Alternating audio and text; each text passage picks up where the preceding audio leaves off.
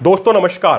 प्रधानमंत्री नरेंद्र मोदी द्वारा भूमि पूजन के बाद अयोध्या में भगवान राम के मंदिर का निर्माण शुरू हो गया है। सवाल अब यह है कि देश में राम राज्य कब आएगा। भगवान राम एक महान राजा थे जिनके राज्य में सबके साथ न्याय होता था, सब लोग मिलजुल कर खुशी खुशी रहते थे, गरीबी नहीं थी, भुखमरी नहीं थी, किसी का शोषण नहीं होता था। इसीलिए उन्हें मर्यादा पुरुषोत्तम राम कहा गया। मर्यादा पुरुषोत्तम का अर्थ है वो उत्तम पुरुष जो मर्यादाओं का पालन करते हैं।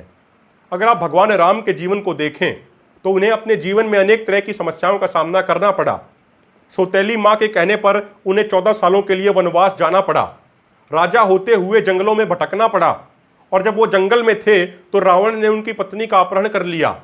फिर अनेक संघर्षों के बाद उन्होंने लंका पर फतेह हासिल की और अपनी पत्नी को छुड़वाया। जब वो वापस अयोध्या लौटे तो उनके राज्य की ही जनता ने उनकी पत्नी पर सवाल खड़े कर दिए, जिसके कारण उनकी पत्नी को दोबारा से वनवास में जाना पड़ा।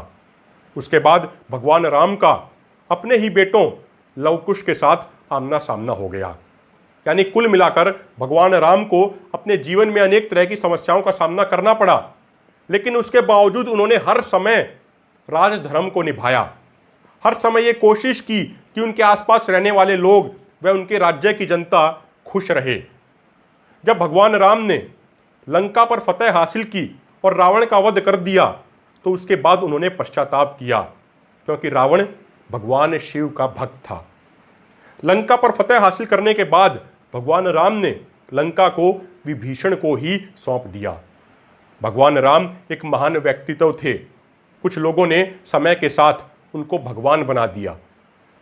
महान व्यक्तित्व में सबसे पॉजिटिव चीज़ ये होती है कि आम व साधारण लोग महान व्यक्तित्व से प्रेरणा लेते हैं, उनके जैसा बनने की कोशिश करते हैं, जिससे समाज में सुधार होता है।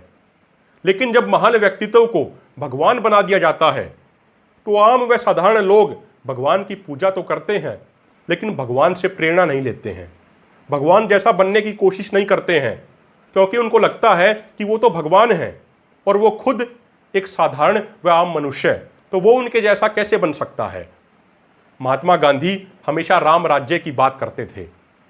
महात्मा गांधी कहते थे कि उनके राम राज्य का अर्थ हिंदू राज नहीं है, बल्कि राम राज्य का अर्थ है वो सच्चा लोकतंत्र जहां पर गरीब से गरीब व्यक्ति को बिना किसी परेशानी के तुरंत न्याय मिले।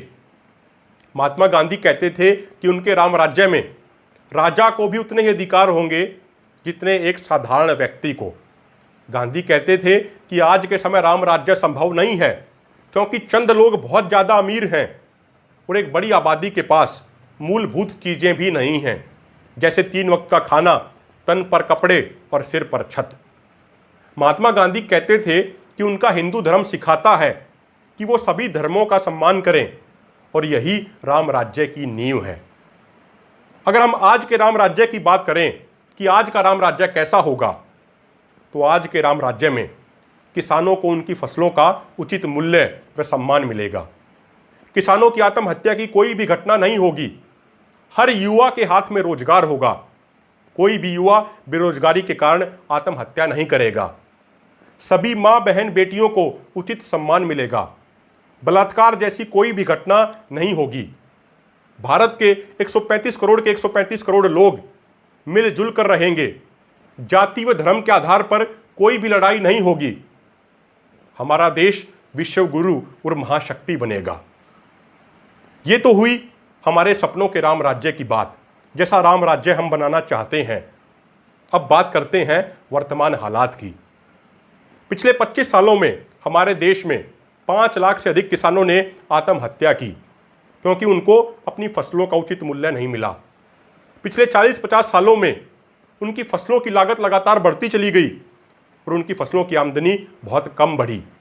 उदाहरण के तौर पर 40 साल पहले डीजल की कीमत 1 रुपया प्रति लीटर थी। आज के दिन डीजल की कीमत 80 रुपया प्रति लीटर है। 40-50 साल पहले किसानों के गेहूं का MSP 80 रुपया क्विंटल था और आज के दिन मात्र 1900 रुपया क्विंटल है। यानी डीजल बढ़ गया 80 गुना और किसानों की आमदनी बढ़ी मात्र 18 या 19 गुना। अगर हम बात करें युवाओं की, तो आज के दिन पिछले 45 वर्षों में सबसे अधिक बेरोजगारी है। लॉकडाउन के दौरान 12 करोड़ 20 लाख लोग अपनी नौकरियां गंवा बैठे। अनेक युवा बेरोजगारी के कारण रोजाना आत्महत्या कर रहे हैं।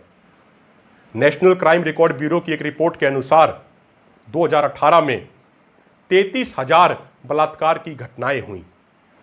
एनसीआरबी की ही एक रिपोर्ट के अनुसार 2017 में हमारे देश में लगभग 58,000 दंगों की छोटी बड़ी घटनाएं हुई, जिसमें 90,000 लोग शिकार बने। आज के दिन सरकार विकास के नाम पर देश की संपत्ति को औने पौने दामों में उद्योगपतियों को बेच रही है। अब रेलवे को भी बेचा जा रहा है।